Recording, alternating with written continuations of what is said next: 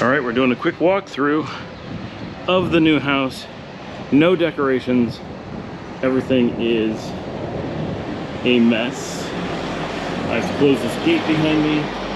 So while I'm doing that, you get a view of the front. See our street.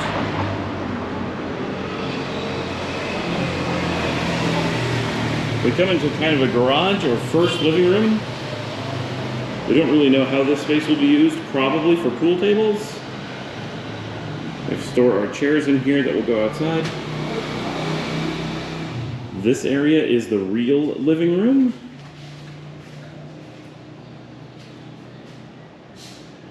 Pretty good size. We have the kitchen right here. Very dark, but lots of air. That's all open air, open windows at the top. Little kitchen table. Lots of counter space. Microwave, fridge, coffee machine, oven, all stuff we just put in. You can see the front here. Very, very open. Both living rooms completely open to the front all the way through. So just tons of air comes through. That's really nice. And then this is the open courtyard.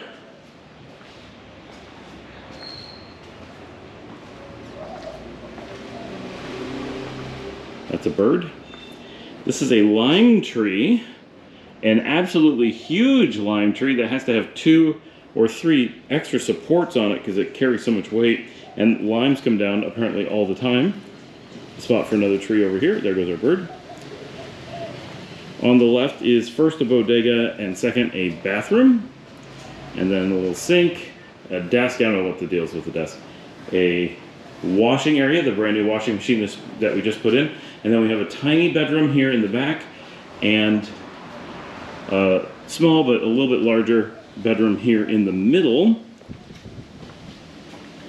Those originally were one room but have a split in them.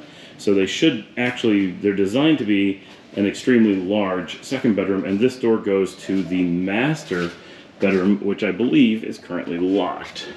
Yes. And that is the house.